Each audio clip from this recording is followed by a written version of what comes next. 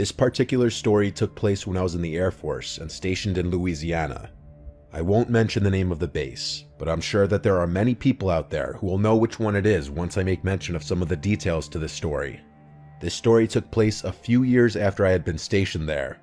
I first arrived to this base in 2006, and upon my arrival, I, along with many other new troops, were greeted with many different stories of horror. There were stories about a man in a top hat who walked a dark, long and narrow dirt road on the outskirts of a storage facility area. There was another story about a crazy man who was hit by a patrol car and ran off into the woods next to the same place. But my story relates to a separate story that was told to me. It was my second night on shift, as I recall. I was posted with an airman who had been there for several years.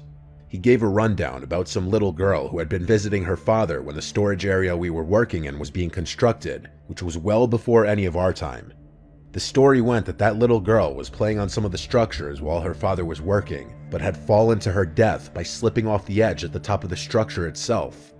Most of the story didn't make sense to me at the time, but regardless of the facts, it still scared the shit out of me. To make matters worse, the airman had taken me to the exact place where the supposed story took place.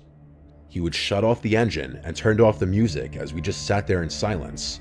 He startled me a few times, but nothing ever happened.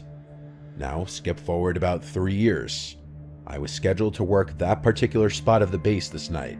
Keep in mind that I'd been visiting this spot for years now, but at this point, the storage area had been completely closed down except for a few minor areas, which required us to do physical drive-thrus and checks of this area.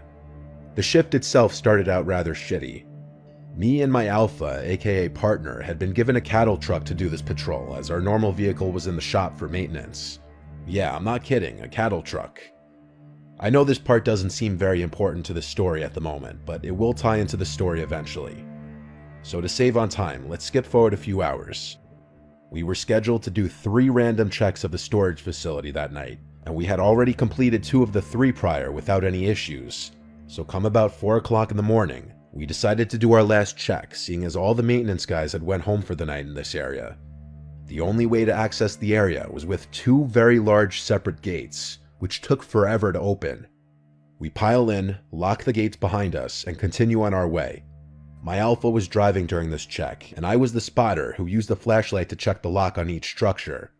An important detail that I left out, which may be necessary here, is that the story of the little girl had taken place on a road within the storage area, which we called Echo Street. By this point, everything was fine, and we had finished our rounds. My Alpha makes the final turn down Echo Street. We had both been pretty talkative during most of the night, and we were just shooting the shit, when I got an uneasy feeling. Something felt different, but I couldn't make out what it was. We were about halfway down the road when things became almost completely and frighteningly silent. Even the rumble of our cattle truck and the faint noise of the radio playing seemed to become less audible.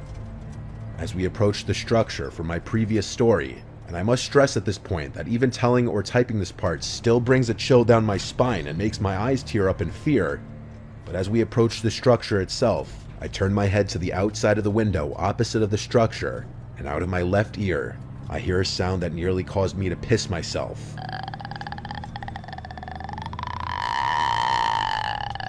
It was the sound of a person groaning or moaning in distress, sort of like the moan of the girl from The Grudge. Yes, I'm very serious. The faint, creepy moan begins to ring inside the cab of the truck between the 2 of us, in between the dark emptiness of the middle seat. I feel my blood turn cold, and I quickly turn to my Alpha and yell, "Dude, cut that shit out." My Alpha turns to me with a confused look on his face. At this point, he begins to take his foot off the accelerator and asks, "Am I going too fast?" I remain silent for a moment, with my hand in a pausing gesture, and I listen. I hear the noise again. My partner interrupts and asks, "What's wrong?" I quickly turn the music off without saying anything at first, and then I whisper to him, "Do you hear that?" He stops the truck in confusion and listens closely.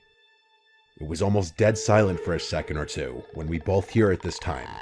That long, chilling groan of a woman. It echoed in my ears. It sounded like someone was struggling to breathe and taking in a giant breath of air while someone was trying to strangle them. The sound was beyond terrifying, and the fact that I wasn't the only one hearing it only made it more of a horrifying experience. I found myself beginning to ask him my original question again. but he quickly interrupts and says with a strong sound of fear in his voice, "What the f*** is that?"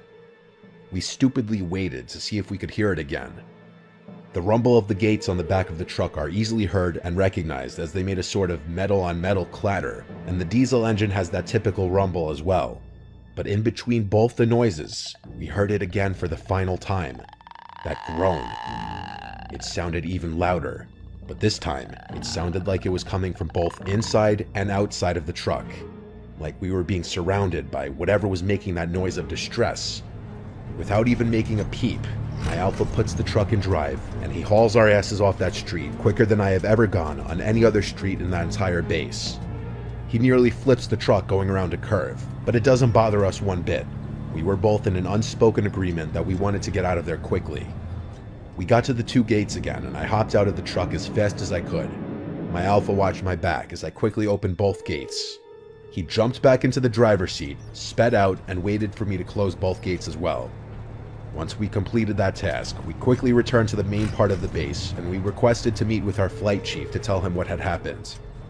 When we finally met up with him, we expected him to think that we were both full of shit, or that we had just imagined the entire thing, being as it was so late into our 12-hour shift, and we were both tired. But I clearly remember him saying to the both of us, "I completely believe you.